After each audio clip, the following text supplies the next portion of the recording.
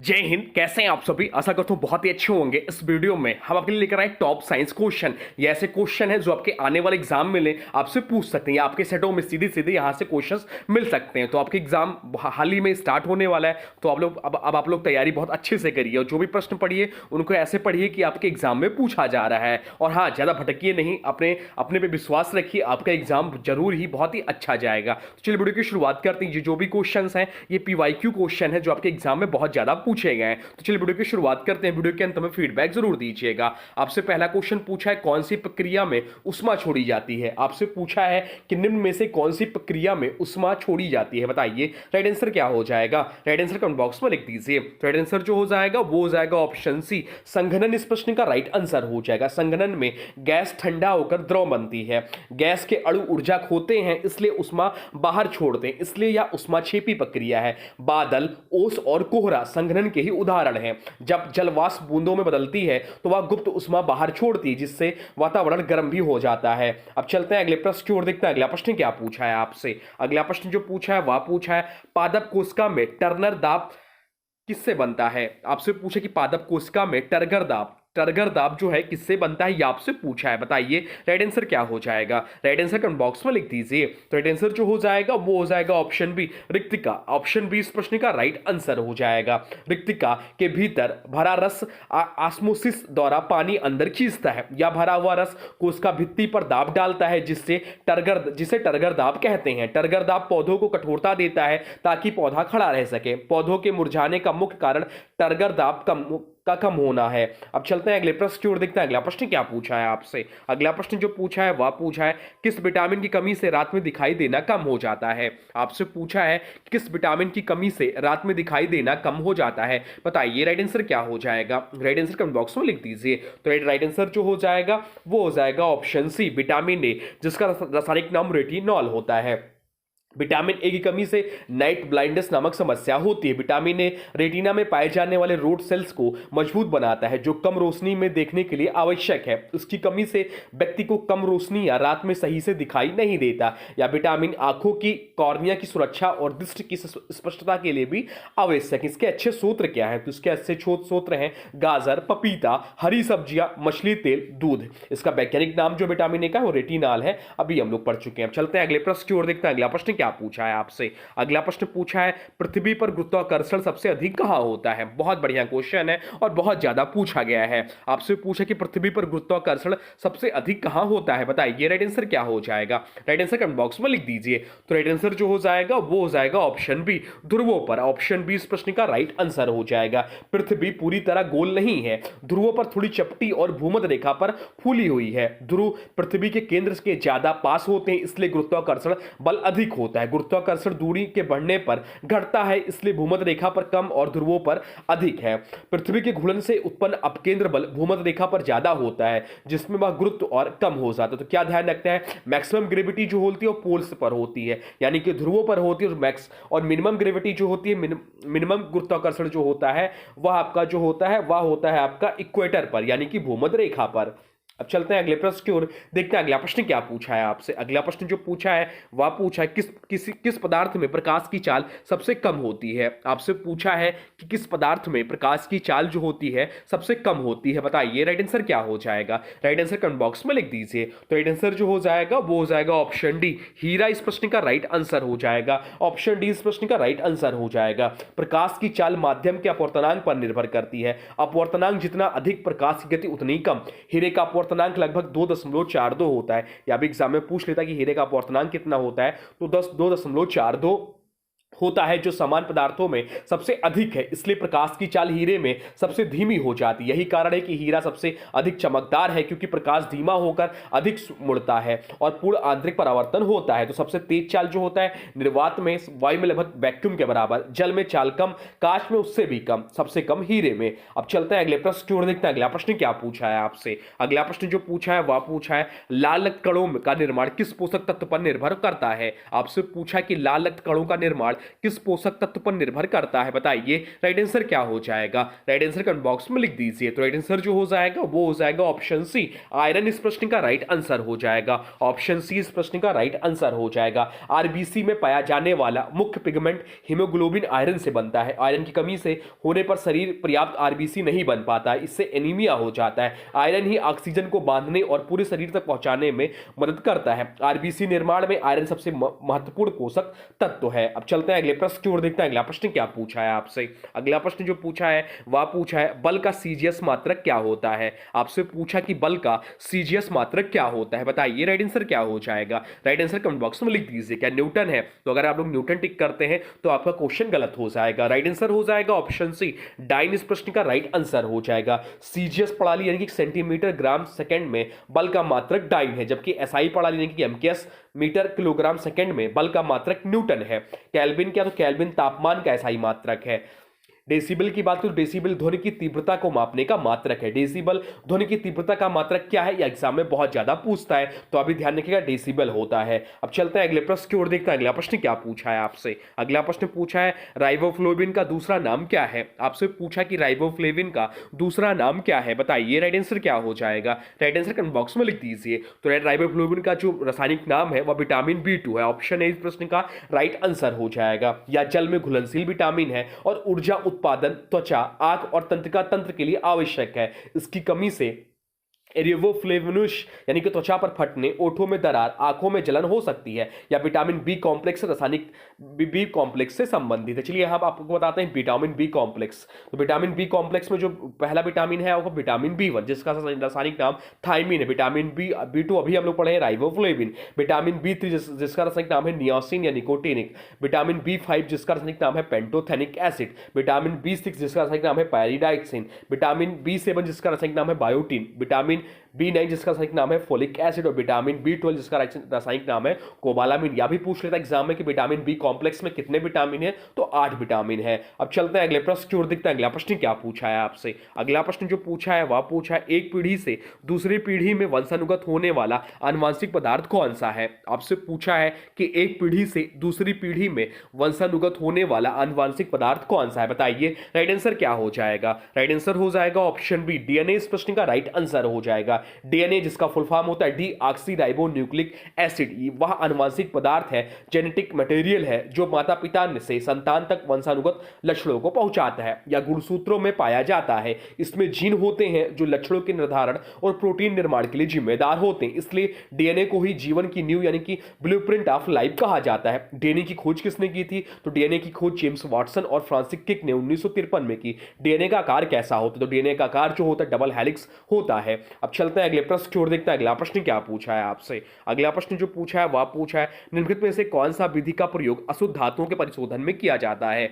आपसे पूछा है कि निम्नलिखित में से कौन से विधि का प्रयोग अशुद्ध धातुओं के परिशोधन के लिए किया जाता है, बताइए राइट आंसर क्या हो जाएगा? राइट आंसर जो हो जाएगा वो हो जाएगा ऑप्शन ए, विद्युत अपघटन इस प्रश्न का राइट आंसर हो जाएगा। विद्युत अपघटन वह प्रक्रिया है जिसके द्वारा किसी अशुद्ध धातु को शुद्ध धातु में बदला जाता है। इस विधि में धातु के लवण का विलयन लेकर उस पर विद्युत धारा प्रभावित की जाती है।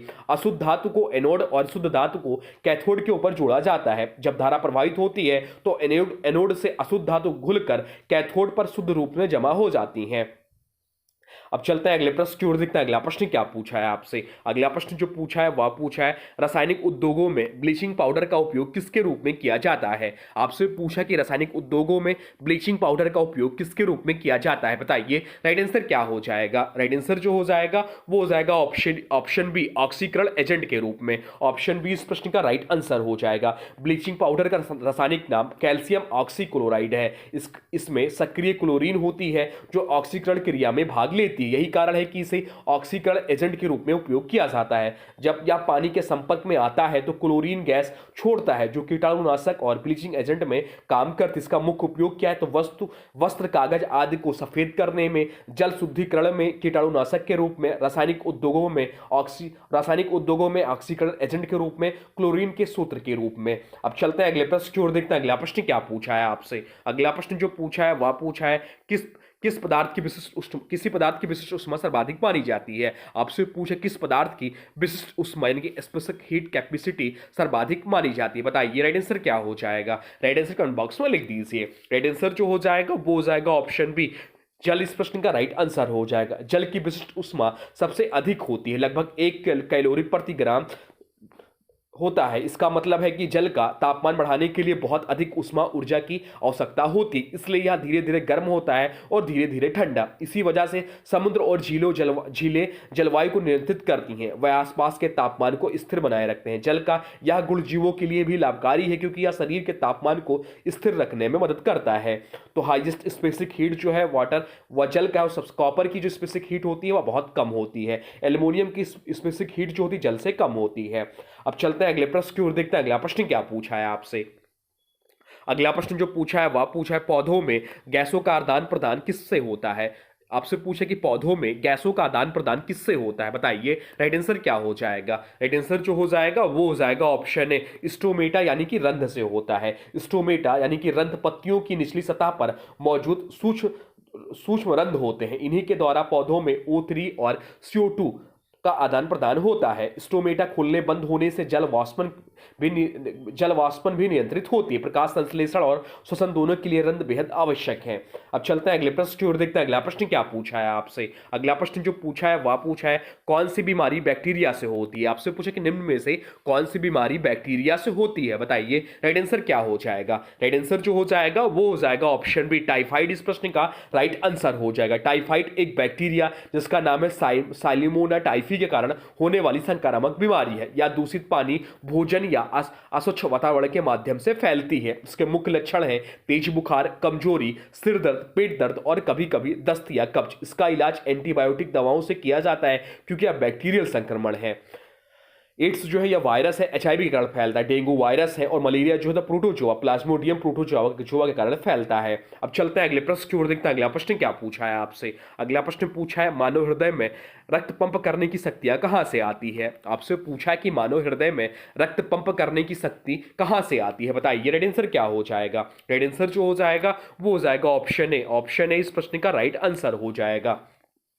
ब्रिटिकल की मांसपेशियों से हृदय के निलय की मांसपेशियां सबसे अधिक मोटी और मजबूत होती। इन्हीं मांसपेशियों के संकुचन से रक्त तेजी से पंप होकर पूरे शरीर में जाता है। विशेषकर बाएं निलय की दीवार सबसे मोटी होती है, क्योंकि यही ऑक्सीजन युक्त रक्त से पूरे शरीर में भेजता है। यही संकुचन हृदय को उसकी वास्तविक पंपिंग शक्ति देता है। अब चलते हैं अगले प्रश्न की ओर, देखते हैं अगला प्रश्न क्या पूछा है आपसे। अगला प्रश्न पूछा है किसमें ध्वनि की गति सबसे कम होती है। आपसे पूछा कि निम्न में से किसमें ध्वनि की गति सबसे कम होती है, बताइए राइट आंसर क्या हो जाएगा। राइट आंसर हो जाएगा ऑप्शन सी, वायु में। ऑप्शन सी इस प्रश्न का राइट आंसर हो जाएगा। ध्वनि का संचरण माध्यम पर निर्भर करता है, सबसे अधिक ठोस में, फिर द्रव में, फिर गैस में। इसमें ध्वनि की गति सबसे अधिक ठोस में, सबसे कम गैस में होती है। वायु गैस होने के कारण ध्वनि की गति सबसे कम होती है, लगभग 343 मीटर प्रति सेकेंड।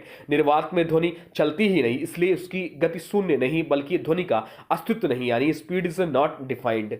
अब चलते हैं अगले प्रश्न की ओर, देखते हैं अगला प्रश्न क्या पूछा है आपसे। अगला प्रश्न जो पूछा है वह पूछा है पौधों में कठोरता किससे आती है। आपसे पूछा है कि पौधों में कठोरता जो है किससे आती है, बताइए राइट आंसर क्या हो जाएगा। राइट आंसर हो जाएगा ऑप्शन है स्क्लेरेंकाइमा इस प्रश्न का राइट आंसर हो जाएगा। स्क्लेरेंकाइमा मृत कोशिकाओं का बना ऊतक है, जिसमें लिग्निन भरा होता है। लिग्निन पौधों को कठोरता और मजबूती देता है, या पौधों के कठोर भागों जैसे बीज, तना, नारियल के बाहरी भाग आदि को मजबूत बनाता है। यही ऊतक पौधों को हवा के दबाव, यांत्रिक तनाव आदि से बचाता है। अब चलते हैं अगले प्रश्न की ओर, देखते हैं अगला प्रश्न क्या पूछा है आपसे। अगला प्रश्न पूछा है किस धातु का उपयोग थर्मामीटर के अलावा बैरोमीटर में भी होता है। आपसे पूछा है कि निम्न में से किस धातु का उपयोग थर्मामीटर के अलावा बैरोमीटर में भी होता है, बताइए राइट आंसर क्या हो जाएगा। राइट आंसर हो जाएगा ऑप्शन ए, पारा इस प्रश्न का राइट आंसर हो जाएगा। पारा एकमात्र धातु है जो सामान्य तापमान पर द्रव रूप में रहती है। थर्मामीटर में पारे का उपयोग इसलिए होता है क्योंकि इसकी तापीय प्रसार बहुत नियमित होती है। बैरोमीटर में भी पारा उपयोग होता है क्योंकि उसकी घनत्व बहुत अधिक होती है और यह वायुदाब को सही माप देता है। पारा विषैला होता है, इसलिए इसे संभालने में सावधानी रखी जाती है। अब चलते हैं अगले प्रश्न की ओर, देखते हैं अगला प्रश्न क्या पूछा है आपसे। अगला प्रश्न पूछा है कौन सी परत रेडियो तरंगों को परावर्तित करती है। आपसे पूछा कि कौन सी परत रेडियो तरंगों को परावर्तित करती है, बताइए राइट आंसर क्या हो जाएगा।